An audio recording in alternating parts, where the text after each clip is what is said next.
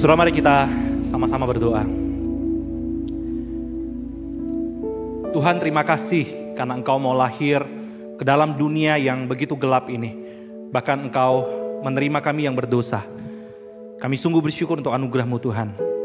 Terima kasih untuk kesempatan pagi yang indah ini Tuhan. Engkau memanggil, mengundang setiap kami untuk datang kembali, memuji Tuhan, melayani Tuhan, bahkan merenungkan akan firman-Mu. Tuhan, mohon anugerah-Mu sekali lagi memenuhi setiap kami di tempat ini. Kami yang memberitakan firman, kami yang duduk mendengar akan firman-Mu. Tuhan, kiranya Engkau sendiri yang berbicara, menguatkan, menghibur, bahkan mempertobatkan setiap kami yang mungkin sedang hidup di dalam hal-hal yang jauh daripada Tuhan. Terima kasih Bapa untuk anugerah-Mu. Kami serahkan waktu perenungan firman. Dalam nama Tuhan Yesus kami berdoa menyerahkan perenungan firman pagi ini. Yang percaya kita katakan amin, saudara. Shalom, selamat pagi. Firman Tuhan hari ini terambil dari Lukas pasal yang pertama ayat 39 hingga 45 dan akan dibacakan oleh penatua kita Julius Ongko Wijaya. Silakan. Firman Tuhan, beberapa hari kemudian berangkatlah Maria dan bergegas menuju sebuah kota di pegunungan Yehuda. Lalu ia masuk ke rumah Zakaria dan memberi salam kepada Elisabet. Ketika Elisabet mendengar salam Maria, melonjaklah anak yang di dalam rahimnya dan Elisabet pun penuh dengan Roh Kudus, lalu berseru dengan suara nyaring, "Diberkatilah engkau dari semua perempuan, dan diberkatilah buah rahimmu. Siapakah aku ini sampai ibu Tuhanku datang mengunjungi aku? Sebab pada saat salammu sampai di telingaku, anak yang di dalam rahimku melonjak kegirangan. Berbahagialah ia yang percaya bahwa apa yang dikatakan kepadanya dari Tuhan akan terlaksana." Demikianlah firman Tuhan. Oke, demikian membaca firman Tuhan. Diberkatilah setiap kita yang selalu membaca firman, merenungkannya dan berusaha melakukannya di dalam kehidupan. Baik, saudara, hari ini kita merenungkan satu tema tentang sukacita yang tak terduga, saudara. Tema tentang sukacita ini tema yang mungkin biasa dan sering kita dengar bukan dalam hidup ya. Tapi izinkan saya memulai hari ini dengan memperkenalkan saudara, buat saudara khususnya yang pengen punya wajah yang lebih kenceng kulitnya, lebih awet muda, tidak keriput begitu ya. Saudara boleh belajar dari wanita ini, saudara. Ada yang kenal nggak siapa dia? Ada yang tahu? Ya betul Pak, dia bukan mantan saya, bukan ya. Saudara, wanita ini, coba lihat ya, kulitnya itu asli, tidak pakai bedak, tidak pakai laser, tidak pakai apapun. Tahu nggak rahasianya apa? Wanita ini namanya Tess Christian, saudara. Umurnya udah 50 tahun ke atas dan dia memberikan satu rahasia. Bagaimana caranya supaya kita ini bisa punya kulit yang kenceng. Kalau bahasa ini biasanya lebih awet muda, tidak keriputan dan lain sebagainya, saudara. Jadi diajarkan begini, kalau Anda mau punya kulit yang kenceng gitu ya, awet muda, tidak keriputan, dia katakan Anda boleh jangan tersenyum gitu ya. Dan dia hidupnya itu sudah selama 40 tahun hidupnya tidak pernah tersenyum. Luar biasa ya, pulang ke rumah enggak senyum, ketemu anak enggak senyum, makan enggak senyum, apapun dia enggak mau senyum, saudara. Saudara, luar biasa ya, ada yang mau coba? Enggak ya? Nanti ibu-ibu kalau bapaknya pulang ke rumah terus tiba-tiba enggak senyum begitu ya, mungkin lagi treatment ini kali, saudara ya. Nah, saudara, dari kisah ini saya mau ajak kita lihat begini. Bagi Tess, kebahagiaan dalam hidupnya itu adalah ketika dia punya wajah yang kenceng. Wajah yang cantik, itu tujuan hidupnya dan itulah sumber kebahagiaan bagi dia. Dan saya ingin ajak kita belajar begini, saudara, untuk melihat bahwa ada ya ternyata orang-orang yang berusaha mencari sukacita dengan cara yang tidak penuh sukacita. Paham ya maksudnya ya? Ada orang-orang yang berusaha mencari kebahagiaan dengan cara-cara yang aneh, yang mengerikan, yang menakutkan. Contoh misalnya saudara, fenomena seperti ini sebetulnya kita sering ketemu dalam hidup kita barangkali mungkin ya. Saudara pernah naik roller coaster kan ya? Ada orang rela bayar mahal-mahal naik roller coaster. Padahal ngapain sih? Roller coaster itu kan diputer-puter, jantung kita dibuat rasa mau copot, mengerikan bukan? Tapi saudara, saya pernah waktu dulu pertama kali ke Jakarta diajak ke Ancol Dufan, saudara ya. Saya tuh selama ini di Kalimantan cuma nonton dari TV. Gile, kayaknya keren banget tuh naik roller coaster. Saya datang ke Jakarta, diajak ke Dufan, saudara. Waktu naik, Wah, oke. Seneng banget tuh waktu mau jalan. Begitu dia udah nanjak lalu turun, saudara. Aduh, Tuhan Yesus, saya belum nikah. Hari itu saya bertobat, saudara. Selama-lamanya saya bertobat. Nggak mau lagi naik roller coaster. Semua orang turun, saudara. Saya kaki gemetaran begini, kayak kakek-kakek. Tapi yang lain bisa ketawa tuh. Yang lain bisa bahagia tuh. Dan naik lagi, dan naik lagi. Dan fenomena yang lain kita ketemukan, bukan? Ada orang-orang rela bayar harga mahal untuk apa? Masuk ke rumah hantu, betul nggak? Ngapain lo masuk ke rumah hantu ini? Aneh-aneh nih manusia ini. Masuk ke dalam rumah hantu, ditakutin. Tapi keluar-keluar ketawa terbahak-bahak. Senang sekali. Ini fenomena yang sering terjadi dalam hidup kita, bukan? Sering terjadi. Kenapa kok bisa seperti itu, saudara? Saudara, karena memang sebetulnya setiap orang, setiap manusia, kita itu butuh joy. Kita itu berusaha mencari sukacita, kebahagiaan. Betul nggak, saudara? Dan setiap kita punya cara untuk mencari yang namanya kebahagiaan itu, saudara. Saudara, dari sini saya kemudian lalu mencoba merenungkan. Waktu kita masuk bulan Desember, waktu kita masuk ke Natal begitu ya. Bukankah Natal juga adalah disebut sebagai bulan yang penuh dengan sukacita? Betul, saudara ya? Mau Natal, persiapan Natal, mau acara Natal, panitia begitu semangat, acara begitu bagus ditampilkan. Barangkali juga mungkin di antara kita sudah siap menunggu bonus THR, liburan, pergi kemana-mana, dan seterusnya, saudara. Saudara, bagi kita seringkali Natal itu adalah sesuatu yang berbeda. Bulan Desember itu bulan-bulan yang berbeda dengan Januari, dengan bulan-bulan yang lainnya. Nah, tapi waktu coba saya renungkan, saudara, waktu saya menyiapkan Natal, sebetulnya saya lagi berpikir begini, benarkah saya itu mempersiapkan diri saya untuk menyambut Natal, masuk ke bulan Natal, melakukan acara-acara Natal, mengorbankan waktu, mengorbankan tenaga, saya lakukan semua itu dengan satu hal, yaitu karena dorongan sukacita yang sejati dalam hidup saya. Atau saudara, jangan-jangan pada waktu kita merayakan Natal, pada waktu kita mempersiapkan acara-acara Natal, sebetulnya itu nggak beda dengan fenomena seperti ini. Fenomena yang sementara. Fenomena yang sesaat begitu loh. Jangan-jangan pada waktu kita merayakan Natal, mempersiapkan diri untuk merayakan Natal, saudara, nggak beda dengan naik roller coaster, nggak beda dengan masuk ke dalam rumah hantu. Kita happy, kita fun, tapi begitu acara selesai, tanggal 25 selesai semuanya. Kehidupan kembali tidak ada sukacita. Kehidupan kembali menghidupi tekanan batin, tekanan kehidupan yang luar biasa. Rasanya Tuhan kok cuma ada di bulan Desember doang. Saudara, mari kita renungkan dan kita pikirkan baik-baik. Hari ini kita merayakan Natal.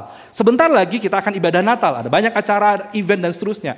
Saudara, mari kita pikirkan baik-baik sebagai anak-anak Tuhan. Apakah kita sudah benar-benar mempunyai atau mencari sukacita itu dengan cara yang tepat? Dengan cara yang benar, saudara. Seorang penulis, Tony Reinke, dia berkata begini, saudara, bahwa kita semua itu tahu bahwa kita itu membutuhkan joy, sukacita dalam hidup kita, seperti kita itu membutuhkan makanan dan minuman. Betul, saudara ya? Sehingga apapun kita lakukan, sehingga apapun kita kejar, supaya apa? Kita bisa bahagia, kita bisa punya joy, betul nggak, saudara? Tetapi dia katakan bahwa cara kita untuk mendapatkan sukacita itu seringkali sangat misterius sekali. Contoh misalnya begitu, saudara. Nah, di dalam kondisi yang misterius itu, kita tahu sebetulnya, misalnya saudara, bisa begini ya. Kita ngerti kok, uang itu tidak bisa memberikan sukacita yang sejati. Setuju, saudara? Waduh, enggak setuju nih kayaknya ya. Kita tahu kan, naik roller coaster itu bisa bikin kita bahagia, tapi bahagianya cuma sementara, betul kan ya? Yang ada takut lebih banyak, tapi kenapa kok kita tetap naik lagi? Itu poin saya. Kita tahu rumah hantu itu kita bayar buat ditakut-takuti sama setan yang palsu. Kita takut di dalam, tapi begitu keluar, sukacitanya cuma sebentar, tapi masuk lagi. Itu misterius kan, saudara? Sesuatu yang kita ingin kejar, sesuatu yang kita ingin dapatkan, tapi entah gimana caranya, terus berulang. Kita tahu pasangan hidup itu, kita merasakan pasangan hidup misalnya ya, kalau kita sukacitanya pada pasangan hidup, itu bisa memberikan kebahagiaan. Tapi di satu titik tertentu, kenapa kok di dalam semuanya ini, kayaknya bukan ini gitu loh, kita tahu itu. Harta, prestasi dan seterusnya, kita tahu itu. Tapi di dalam satu titik tertentu, itu sangat misterius. Dan seterusnya, saudara. Nah, hari ini saya mau ajak kita untuk memikirkan kembali Pada waktu kita menjalani kehidupan kita, pada waktu kita nanti merayakan Natal, saudara, atau kita mengejar kebahagiaan dalam hidup kita, mari coba kita berpikir sebagai orang Kristen, saudara. Apakah sebagai orang Kristen hari ini, kita itu sudah benar-benar menempuh cara yang benar untuk mendapatkan sukacita yang sejati itu, saudara? Apakah kita sudah menjadi orang Kristen yang benar-benar menempuh cara yang tepat pada waktu kita mengejar sukacita itu? So, mari kita belajar hari ini dari kisahnya Elisabet dan Maria. Dari Maria dan Elisabet hari ini, saudara. So, kisah Maria dan Elisabet hari ini adalah sebuah gambaran tentang ada dua wanita, dua tokoh di Alkitab yang luar biasa dipakai oleh Tuhan. Dan mereka itu mengalami sukacita. Maria Elisabet mengalami sukacita yang tak terduga dari Tuhan. Setelah mereka alami itu, bukan seperti roller coaster tadi yang sementara sesaat, enggak. Tapi apa yang mereka alami itu kemudian tersebar bagi dunia. Yang kita tahu hari ini, apa yang mereka alami itu menjadi jalan, pintu bagi juru selamat itu bisa datang ke dalam dunia dan membawa sukacita. Nah, saudara, mari kita belajar melihat bagaimana kita bisa belajar melihat sukacita sejati seperti apa sih yang bisa diajarkan oleh Maria dan Elisabet ini.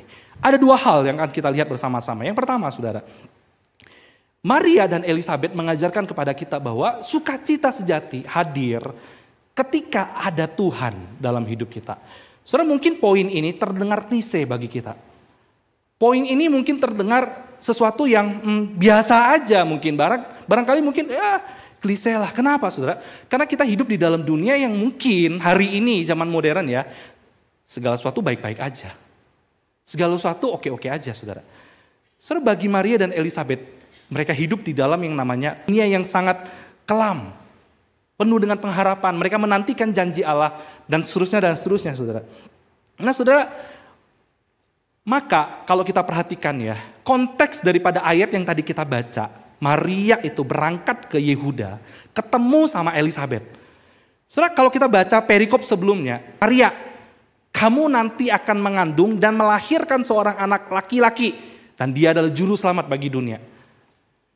Saudara, Maria pada waktu mendengar berita daripada Roh Kudus itu, Maria nggak percaya. Sampai Maria kemudian berkata, mana mungkin aku bisa punya anak? Mana mungkin, karena aku belum menikah. Saudara, di satu sisi, bagi kita pembaca modern, mungkin berita tentang Maria itu akan hamil, bagi kita itu berita baik, kabar baik, betul nggak? Tetapi pada waktu Maria menerima pesan daripada Roh Kudus bahwa dia akan mengandung dan melahirkan seorang anak laki-laki, setelah itu sesuatu yang sangat sulit untuk diterima. Sangat susah, bagaimana mungkin? Dan itu mungkin menghasilkan sebuah tragedi bagi Maria. Tragedi apa, saudara? Barangkali mungkin Maria bisa takut, cemas. Apa yang harus saya bilang sama Yusuf? Suf, saya hamil oleh karena Roh Kudus. Atau ngomong sama papa mama, nggak mungkin diterima. Pasti dicap berzinah, pasti dianggap melakukan hubungan seksual yang salah, pasti dirajam dengan batu dan seterusnya. So, dalam kondisi itulah Maria ini menghadapi sebuah tekanan sebetulnya. Ada satu berita yang baik, besar, tapi dalam perjalanannya pada waktu dia akan menghadapi realita hidup, nggak mudah bagi dia untuk melakukan itu. Kondisi berubah. Belum lagi, saudara, orang-orang Yahudi itu enggak kenal, enggak tahu yang namanya, enggak ada sejarah dalam kehidupan orang Yahudi, ada seorang wanita perawan bisa hamil, enggak ada. Yang mereka tahu apa? Orang-orang Yahudi cuma tahu kalau ada nenek-nenek sudah tua, dia tidak bisa hamil, tidak bisa punya anak, itu ada tercatat banyak sejarahnya di Alkitab, di Perjanjian Lama. Kalaupun sampai ada misalnya orang sudah tua, kandungannya sudah tertutup, lalu dia bisa hamil, itu keajaiban dari Tuhan. Itu masih bisa diterima. Tapi ini cerita tentang seorang perawan yang hamil nggak ada di Perjanjian Lama. Setelah ini membuat keadaan makin sulit. Belum lagi ada beberapa penafsir yang kemudian menyandingkan bahwa dia akan mengandung daripada Roh Kudus, begitu ya, saudara. Saudara, penafsir yang kemudian mengajak untuk melihat ini sebetulnya mirip dengan mitologi Yunani. Contohnya misalnya, saudara, Hercules. Hercules itu adalah manusia setengah dewa, di mana ada satu anak perempuan darah didatangi oleh dewa. Lalu kemudian mereka melakukan hubungan seksual, lahirlah Hercules. Saudara, ini keadaan-keadaan seperti ini, pemahaman-pemahaman seperti ini bisa membuat Maria terancam. Pengertian-pengertian seperti ini bisa membuat Maria menghadapi kesulitan yang luar biasa, saudara. Nah, karena itu Maria mengambil sebuah langkah di tengah-tengah pergumulan batinnya. Dia nggak ngomong sama Yusuf, dia belum ngomong sama orang tuanya. Apa yang dia lakukan, saudara? Di ayat 25-35 dikatakan, maka beberapa waktu kemudian berangkatlah Maria langsung perjalanan ke pegunungan menuju sebuah kota di Yehuda. Saudara, perjalanan Maria dari Nazaret menuju Yehuda, kalau di dalam penafsir bilang begini, saudara, rumahnya Elisabet dan Zakaria itu sebetulnya ada di Hebron. Jarak tempuh perjalanan itu adalah 180 km kurang lebih. Nah, ini saya coba pakai Google Maps, saudara. Itu mungkin berapa jam itu? Tergantung lewat mana ya, bisa 41 jam, bisa 39 jam kalau jalan kaki. Tapi itu jalannya udah modern, saudara, mungkin udah rata, udah bagus. Tapi kalau zaman dulu, seorang wanita hamil, lalu kemudian pergi melakukan perjalanan begitu jauh, itu bisa menempuh waktu 5-6 hari. Sebuah perjalanan yang sangat jauh. Satu, dia hamil, dan kedua itu bisa berbahaya bagi kandungannya, dan dia seorang wanita. Tidak ada yang melindungi dia. Sekarang pertanyaannya adalah, kenapa kok Maria sampai mau pergi ke Yehuda? Mau ketemu sama Elisabet? Pergi ke tempat yang begitu jauh. Kenapa, saudara? Apakah Maria itu sebetulnya butuh healing sebetulnya? Dia butuh escape, recharge, begitu ya, self-care. Dia pergi ke tempat yang jauh. Kenapa? Karena tekanan hidup begitu berat. Dia nggak tahu kalau cerita ke papa mama dialah hamil, dia bisa diusir. Kalau cerita ke Yusuf, kalau dia sedang hamil, dia bisa diputuskan. Apalagi cerita ke masyarakat. Saudara, ini pergumulan batin bagi Maria. Jadi pertanyaan sekarang, apakah Maria pergi untuk healing? Pergi jauh sejenak, menenangkan hati. Supaya nanti kalau sudah healing, sudah holiday ke tempat Yehuda itu, nanti pulang dia bisa punya kekuatan yang baru untuk menghadapi kenyataan yang tidak mudah itu. Saudara, bukankah itu juga yang seringkali kita lakukan, bukan dalam hidup kita hari ini? Yang kita ajarkan, bukan dalam hidup ini? Kerja sudah capek, stres, tuntutan begitu banyak. Sekarang udah akhir tahun lah. Enjoy waktumu, pergi ke tempat yang jauh, liburan ke tempat yang jauh. Beli tiket kemanapun, pergi aja. Supaya apa? Supaya kamu dapat sesuatu yang baru, nanti waktu pulang bulan Januari, kerja dengan semangat yang baru. Ada amin? Amin lagi. Sebetulnya holiday itu salah gak sih, saudara? Healing itu salah gak sih? Escape itu salah gak sih? Saudara, saya bukan anti orang yang self-care, escape atau recharge. Enggak, saudara, saya bukan orang-orang yang anti holiday. Enggak, saya senang sekali dengan holiday. Saya suka. Kenapa? Karena holiday itu adalah salah satu bagian daripada kita mensyukuri, menikmati apa yang sudah kita usahakan dan kerjakan selama ini. Betul, saudara ya? Sehingga perlulah kita untuk recharge, healing, escape, begitu, untuk menenangkan diri, mempersiapkan diri, dan seterusnya. Tapi sekarang pertanyaannya adalah, apakah Maria lakukan itu? Jawabannya bukan. Maria tidak pergi untuk escape. Dia tidak pergi untuk liburan. Dia tidak pergi buat jalan-jalan. Lalu kalau begitu, apa yang Maria sebetulnya lakukan? Menempuh perjalanan begitu jauh. Apakah Maria itu sebetulnya butuh yang namanya spiritual, dukungan spiritual atau emosional, support system, datang kepada mentor, cari counselor, buat counseling. Kenapa? Karena beban begitu berat nih. Mau cerita sama siapa? Mau ngobrol sama siapa? Sekali lagi, saudara, saya bukan tipikal orang yang anti counseling. Enggak ya. Saya bukan tipe orang yang tanpa mentor juga. Saya juga punya mentor, saudara. Tapi dalam pergumulan seperti ini, apakah Maria butuh tempat untuk dia curhat, menyampaikan isi hatinya? Saudara, Hebron itu adalah tempat yang dikenal dan diakui sama orang Israel. Itu tempat yang kudus. Abraham, Yakub, dan orang-orang besar di Israel, imam-imam besar di Israel itu dikuburkan di sana. Jadi Hebron itu dikenal sebagai tempat yang spiritual.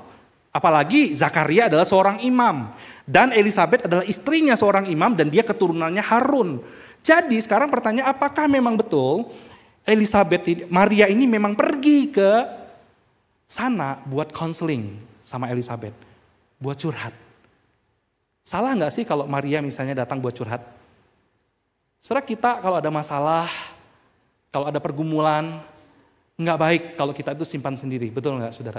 Kalau kamu punya masalah, kalau kamu punya pikiran yang begitu berat, hati yang begitu cemas, khawatir, bisa kan kita telepon, curhat, supaya apa? Supaya kita bisa sedikit lebih lega, betul kan saudara? Pergumulan yang berat nggak bisa kita pikul sendiri. Pergumulan yang banyak saudara, nggak bisa kita pikul sendiri. Kadangkala cerita sama orang, kadangkala counseling, kadangkala datengin mentor. Itu membuat hati kita sedikit lebih lega, bahkan ada sukacita. Dan kita bisa kuat menghadapi kenyataan. Tapi pertanyaan sekali lagi, apakah Maria datang ke sana buat counseling? Kalau bukan, nah sekarang pertanyaannya, ngapain Maria pergi begitu jauh? Untuk apa dia ke Yehuda, saudara? Saudara, jawabannya adalah karena Maria sebetulnya masih bingung. Maria sebetulnya masih bingung dan masih tidak percaya bahwa dalam rahimnya itu ada Tuhan. Dalam rahimnya itu ada bayi. Saudara, Maria mencari konfirmasi sebetulnya tentang karya Allah. Betul nggak dia lagi hamil? Saudara, waktu itu nggak ada test pack. Kalau hari ini tiba-tiba dokter bilang kita hamil, kita kan langsung ke Indomaret kan? Ibu-ibu kan beli test pack atau beli ke apotek. Mana mungkin? Saya ini belum nikah. Nah, dari sanalah kemudian Maria itu perlu untuk mencari tahu. Ini benar dari Tuhan nggak? Kalau ini dari Tuhan, apa buktinya saya hamil? Nggak bisa dites. Roh Kudus bilang begini, sanak saudaramu Elisabet, dia sudah hamil 6 bulan. Nah, saudara, maka masuk ayat 35 tadi menjelaskan begini. Pergilah Maria ke rumahnya Elisabet, ke Yehuda. Untuk apa sebetulnya? Sekali lagi saudara, Maria ke sana untuk melihat konfirmasi daripada Tuhan. Benar gak dia betul-betul hamil? Dan yang kedua, benar gak Elisabet itu sedang hamil? Nah saudara, maka kalau kita masuk ke dalam ayat 40 saudara. Waktu sampai ke rumahnya Elisabet, apakah Maria langsung curhat? Bet, aduh gue lagi stres banget Bet. Gue banyak masalah nih Bet. Gue mau cerita boleh gak? Lu punya waktu gak? Boleh gak? Enggak. Maria cuman masuk lalu kemudian menyampaikan salam. Dia gak cerita kalau dia lagi hamil. Dia gak cerita kalau lagi punya masalah dan bergumul. Dia gak cerita, apapun dia gak cerita. Tapi dia cuman berikan salam. Apa responnya Elisabet saudara? Saudara, anak di dalam kandungannya itu melonjak saudara. Kegirangan dikatakan. Bergerak kegirangan. Saudara, anak di dalam kandungannya ini mau menyatakan apa saudara? Bahwa betul memang waktu Maria datang ke rumahnya Elisabet melihat anak itu bergerak saudara. Konfirmasi pertama. Betul Elisabet ini hamil seperti yang dikatakan Roh Kudus pertama. Saudara, lalu setelah Elisabet ini bayinya bergerak saudara, kegirangan. Maka Elisabet ini mengalami kepenuhan Roh Kudus. Dipenuhi oleh Roh Kudus. Dan apa yang keluar dari mulutnya? Dia memberkati Maria. Dia memberkati bayi di dalam kandungannya. Setelah ini lihat ya. Orang yang dipenuhi oleh Tuhan. Orang yang hidupnya ada joy saudara ya. Keluar mulutnya itu juga joy. Berkat, bukan kutuk, bukan gosip, bukan ngomongin orang. Bukan jelekin orang, enggak. Bukan mengkritik orang, enggak. Tapi keluar dari mulutnya itu adalah joy. Perkataan yang membangun, perkataan yang memulihkan, perkataan yang memberkati orang lain. Itu orang yang punya joy yang sejati. Saudara, itu yang diterima oleh Elisabet. Pada waktu Roh Kudus memenuhi dia, pada waktu ada Tuhan dalam dirinya, saudara. Keluar kata-kata berkat itu. Dan dia memberkati kandungan Maria. Nah, saudara dikasih oleh Tuhan, kita belajar di sini. Bahwa Elisabet ketika Maria datang ke rumahnya, dia mengalami joy. Dan pada waktu ada Tuhan yang memenuhi dia, Roh Kudus memenuhi dia, dia menerima joy, sukacita yang tak terduga itu. Sukacita yang beda dengan dunia, sukacita yang luar biasa saudara. Saudara, orang yang terima joy daripada Tuhan, orang yang terima joy daripada Roh Kudus saudara, kata-katanya penuh dengan berkat. Beda ceritanya kalau misalnya Maria ini datang kepada orang Farisi mungkin, ahli Taurat mungkin, kira-kira apa yang akan dikatakan kepada Maria? Kamu hamil di luar nikah. Kamu berzina. Kamu harus dihukum. Kamu harus dibunuh. Dan seterusnya. Tapi waktu dia ketemu sama Elisabeth yang sudah terima joy itu saudara, Roh Kudus itu, ada Tuhan dalam dirinya saudara, maka dia tidak terima kutuk, dia terima berkat. Kata-kata yang membangun, kata-kata yang mengasihi, kata-kata yang memberkati Maria dan anaknya. Saudara, pada waktu itu setelah perjumpaan antara Maria dengan Elisabeth saudara ya, Tuhan mengkonfirmasi, Lukas mencatat bagaimana bayi di dalam kandungan Elisabeth itu bergerak, itu menandakan bahwa betul memang Elisabeth itu sedang hamil, dan betul memang apa yang dikatakan oleh Roh Kudus kepada Maria itu adalah sebuah kebenaran. Maka setelah mereka bertemu saudara, joy mengalir keluar, sukacita mengalir keluar dari Maria di dalam perikop berikutnya saudara. Maka muncullah pujian Maria yang kita kenal selama ini. Pujian bagaimana setelah dia bercakap-cakap dengan Elisabeth dan dia melihat konfirmasi daripada Tuhan bahwa Tuhan itu ada di dalam kandungannya, bahwa Tuhan itu sedang ada di dalam dirinya saudara. Maka Maria memuji Tuhan.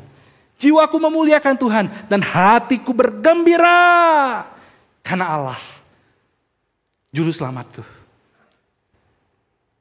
Saudara dikasih oleh Tuhan, kita belajar di sini bahwa sukacita yang tak terduga Maria dan Elisabeth dialami saat mereka itu menyadari bahwa Tuhan ada di antara mereka.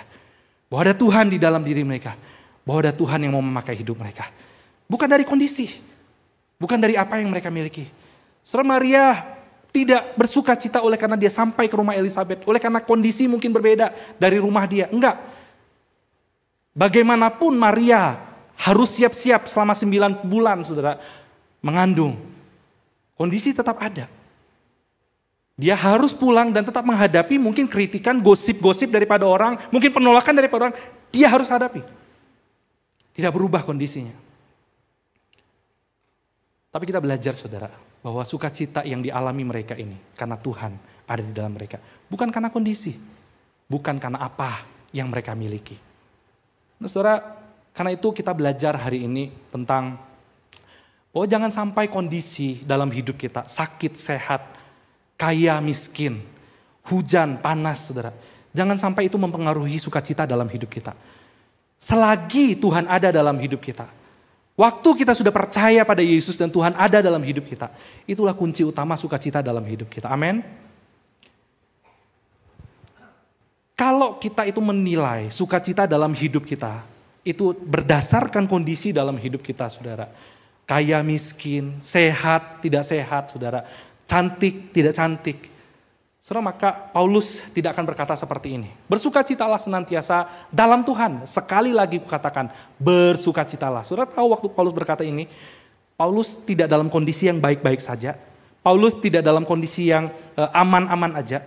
Tapi Paulus mengatakan ini dalam kondisi ketika dia ada di penjara, dalam tekanan. Kenapa kok bisa Paulus berkata bersukacitalah? Karena dia tahu ada Tuhan.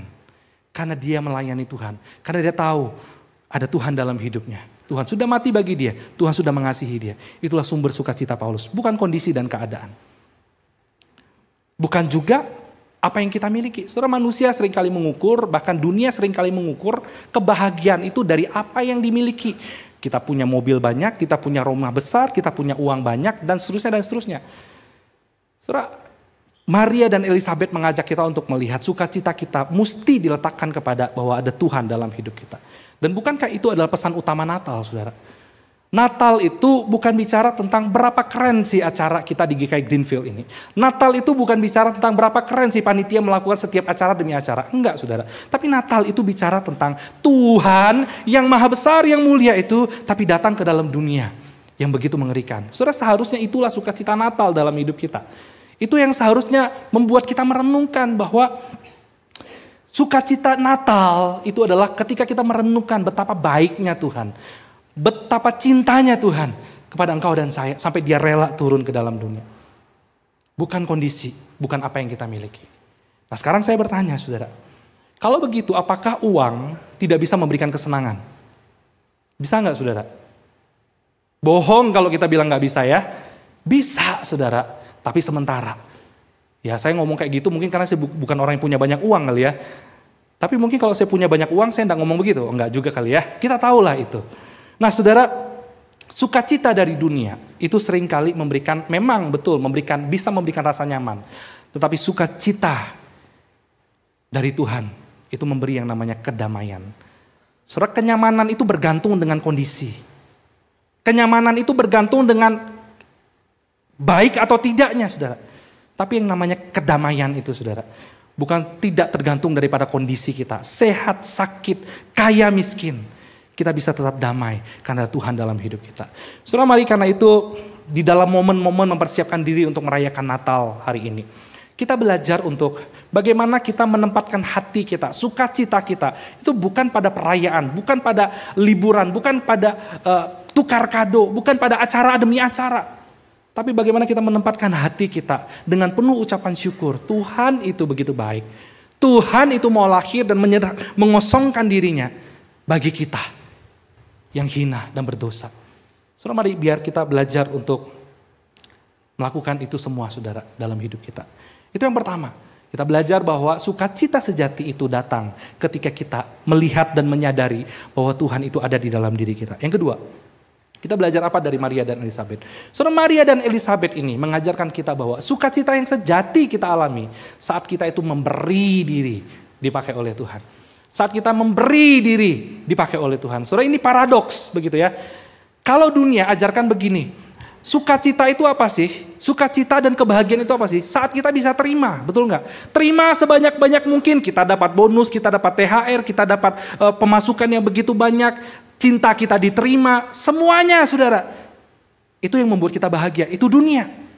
Tapi di dalam kekristenan, Tuhan mengajarkan kepada kita bahwa sukacita sejati itu adalah saat kita belajar untuk memberi diri dipakai oleh Tuhan. Nah, mari kita lihat, saudara. Waktu Maria dan Elizabeth mendapat kabar begitu ya, bahwa Tuhan akan memakai hidup mereka. Apakah mereka nggak punya risiko? Apakah mereka tidak menghadapi kesulitan? Saudara, ada risiko yang dihadapi. Waktu Maria menghadapi berita bahwa dia akan mengandung, maka dia menghadapi risiko yang besar. Ditinggalkan Yusuf, dirajam, atau bahkan mungkin dikucilkan oleh masyarakat. Ada risiko. Sebaliknya, Elizabeth pun demikian, saudara. Saudara, pada waktu Elizabeth hamil di usia yang sudah tua, ada risiko juga bagaimana nanti merawat anak, bagaimana nanti membesarkan Yohanes Pembaptis. Ada risiko yang harus dihadapi. Tapi, saudara, apa yang mereka sudah terima, apa yang mereka sudah emban, dan kedua wanita ini menjadi simbol kepada kita bahwa mereka adalah dua wanita yang menyerahkan dirinya untuk menghadirkan juru selamat, membuka jalan bagi juru selamat, sehingga dunia, engkau dan saya hari ini boleh mengalami sukacita yang besar itu, yaitu keselamatan di dalam Yesus Kristus. Saudara, tidak ada sukacita yang lebih besar dalam hidup ini selain memberi diri kita dipakai oleh Yang Maha Kuasa. Nah, sekarang mari kita belajar di momen-momen Natal ini. Dunia mungkin mengajak kita untuk dapat lebih banyak, beli lebih banyak. Tapi biarlah di dalam momen Natal, saudara, kita belajar dan terus bertumbuh menjadi orang-orang yang bagaimana kita belajar untuk memberi diri dipakai oleh Tuhan. Memberi diri menjadi saksi bagi orang banyak. Saudara, Maria dan Elizabeth adalah dua wanita yang meresikokan dirinya untuk dipakai oleh Tuhan. Untuk dipakai oleh Tuhan. Mari kita belajar, saudara, menyerahkan diri kita menjadi saksi. Jangan hanya jadi penonton. Banyak orang Kristen Natal, saudara, datangnya hanya waktu Natal, buat nonton acara, buat ikut ibadah. Wow, habis itu selesai dan sudah, gak pernah lagi datang ke gereja. Saudara, jangan sampai kita jadi orang Kristen yang seperti itu. Yang juga mungkin hanya bersukacita waktu Natal. Tapi biarlah dalam kehidupan kita, Natal itu selalu ada. Kita memberi diri, terus dipakai, menjadi saksinya Tuhan. Menyatakan Sang Juru Selamat itu kepada dunia. Maka ayat 45, Elizabeth lalu kemudian berkata kepada Maria, berbahagialah ia yang percaya dan bahwa apa yang dikatakan kepadanya dari Tuhan akan terlaksana. Saudara, perhatikan, berbahagialah ia yang percaya. Saudara, Elizabeth sedang berkata kepada Maria yang sedang menyerahkan dirinya untuk dipakai rahimnya, menghadirkan Sang Juru Selamat itu. Disebut sebagai orang yang berbahagia. Orang yang menyerahkan hidupnya dipakai oleh Tuhan. Itu adalah orang yang akan mengalami sukacita dan unexpected joy itu dalam hidup. Mungkin secara manusiawi kita pikir, bagaimana kita bisa dapat unexpected joy itu dalam hidup. Ketika kita melayani Tuhan, bukankah seringkali kita hanya dapat capeknya, dapat lelahnya? Soalnya sekali lagi Alkitab pernah berkata, saudara, bahwa segala jerih lelahmu itu tidak akan sia-sia pada waktu engkau serahkan hidupmu untuk melayani Tuhan, untuk menjadi saksi bagi Tuhan. Karena itu saudara, jangan sampai Natal ini hanya membuat kita menjadi para penonton saja. Tetapi biarlah Natal demi Natal yang kita lewati menjadikan kita sebagai saksi yang dipakai oleh Tuhan. Sama seperti Maria dan Elizabeth. Saudara pernah nonton sepak bola kan ya? Saudara yang mana? Suka nonton sepak bola yang jadi penonton doang atau jadi pemain? Suka main juga. Kalau penonton itu biasanya apa sih saudara? Cuma bisa kritik kan? Wah enggak bagus, wah enggak keren, wah ini salah ini. Paling pinter lagi. Merasa paling bisa bukan? Penonton itu seringkali kayak begitu. Nah, jangan sampai kita juga menjadi orang-orang Kristen yang cuma datang ke gereja, menyaksikan acara demi acara di dalam gereja, lalu kemudian kita hanya bisa mengkritik, kita hanya merasa bisa diri paling benar, dan seterusnya dan seterusnya. Tapi biarlah Natal itu kembali mengingatkan kita bahwa Tuhan mau lahir ke dalam dunia, bahwa Tuhan memakai manusia untuk menjadi saksinya. Pertanyaannya begini saudara, kenapa kok Tuhan itu tidak datang sendiri ke dalam dunia? Kenapa enggak langsung seperti malaikat aja, langsung aja datang ke dunia? Manusia bertobatlah, begitu kan ya. Kenapa Tuhan harus masuk ke dalam rahim seorang wanita, lahir sebagai bayi, dilahirkan besar sebagai manusia? Kenapa pertanyaannya? Karena sekali lagi, Tuhan kita bukan dewa. Tuhan kita adalah Tuhan yang mau hadir. Tuhan yang mau memakai segala keadaan di dalam kehidupan manusia. Tuhan yang memakai engkau dan saya yang adalah daging yang sementara, daging yang bisa sakit. Tuhan mau pakai Maria dan Elizabeth dan mereka rela menyerahkan dirinya untuk menjadi saksi. Nah sekarang bagaimana dengan kita? Maukah kita menyerahkan diri di momen-momen Natal seperti ini dipakai untuk menjadi saksi Tuhan? Nanti waktu saudara pulang, saudara ada di marketplace, saudara ketemu sama teman-teman, rekan-rekan bisnis. Saudara maukah saudara belajar dipakai oleh Tuhan di sana? Menghidupi nilai kerajaan surga waktu saudara bisnis. Saudara pasti ada risiko. Risikonya apa? Mungkin saudara ditolak. Mungkin saudara tidak dijadikan partner lagi. Mungkin saudara tidak dapat untung. Saudara masihkah saudara mau dipakai oleh Tuhan? Nanti waktu saudara keluar dari tempat ini, saudara ketemu tetangga, ketemu sahabat. Waktu saudara menyaksikan tentang Tuhan, menghidupi nilai kerajaan surga, mungkin ada risiko. Risiko saudara dijauhi. Risiko saudara mungkin tidak lagi punya teman. Tapi adakah hati seperti Maria dan Elizabeth yang rela menanggung risiko itu untuk membawa kehadiran Sang Juru Selamat itu? Saudara, saya mau kenalkan ada satu orang, Dave Ramsey, mungkin di antara kita ada yang kenal orang ini. Dia ahli keuangan saudara, dan dia adalah orang yang cinta Tuhan dan mau dipakai oleh Tuhan untuk bersaksi, menjadi berkat bagi orang lain. Dave Ramsey adalah seorang ahli keuangan tinggal di Amerika Serikat. Saudara, Amerika itu konon katanya, orang itu dari lahir sampai tua, bahkan sampai mati, hidupnya cuma bayar utang ke negara. Kenapa? Karena Amerika itu membuka kesempatan bagi masyarakat begitu ya. Kalau mau sekolah tuh bisa ngutang sama negara. Sehingga orang itu waktu sekolah SD, SMP sampai kuliah selesai, mereka itu kerja buat apa? Buat bayar utang masa lalu. Sehingga banyak orang Amerika mengalami depresi keuangan, kesulitan keuangan. Kenapa? Karena seumur hidup kerja nggak bisa dinikmati. Seumur hidup kerja hanya untuk bayar hutang, nggak bisa punya apa-apa. Depresi. Nah, Dave Ramsey adalah seorang yang ingin menjadi saksi Tuhan. Dia membuka dirinya, menolong orang-orang yang menghadapi kesulitan keuangan itu dan membimbing mereka sehingga mereka bisa bebas dari hutang dan seterusnya, saudara. Saudara, apakah dia tidak punya risiko? Risikonya adalah dia dikritik habis-habisan sama rekan-rekannya. Dia dibully habis-habisan sama rekan-rekannya. Dia dijauhi sama teman-temannya bisnis yang lainnya, saudara. Apakah kita hari ini siap menyerahkan diri dipakai Tuhan, sekalipun ada risiko? Yang kedua orang ini, saudara, yang tahu orang ini? Toby Mac dan Lecrae. Saudara tahu Lecrae? Yang jual 5.000 di luar itu, Lecrae gitu. Leker itu ya, salah ya. Saudara, ini dua orang penyanyi hip hop. Tahu hip hop kan ya? Mau saya nyanyiin gak? Di dua orang terpanggil untuk membuat lagu. Mereka pinter lagu hip hop begitu ya. Dan mereka terpanggil untuk apa? Membuat lagu-lagu yang isinya adalah gospel, Injil. Saudara, Injil. Mereka ini dipanggil untuk itu. Saudara bayangin, bikin lagu isinya Injil, kira-kira bakal laku nggak saudara? Hari ini kan yang laku apa? APT, APT, APT, APT, ya, itu yang paling laku itu sekarang, betul nggak saudara? Lagu-lagu kayak itu laku, tapi kalau isinya angel, gospel saudara, belum tentu laku, tapi mereka bikin lagu ini.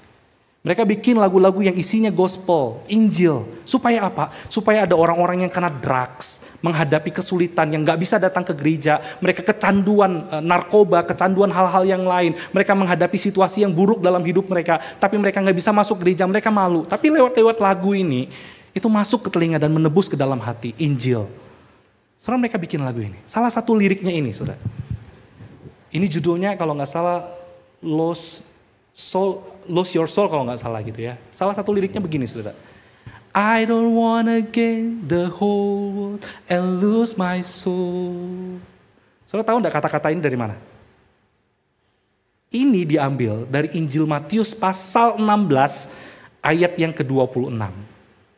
Tuhan Yesus itu pernah ngomong kan ya, untuk apa kita punya segala sesuatu di dalam dunia ini, tapi kita kehilangan jiwa kita. Saudara, kata-kata yang disusun di dalam lirik-lirik lagu ini, itu isinya Injil, saudara.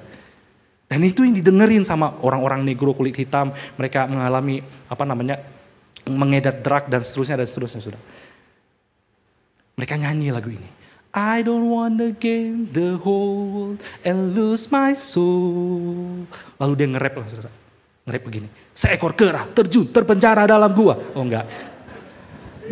Itu lagu Kerasakti saudara, bukan ya. Isinya begini. Nanti saudara bisa dengar di YouTube.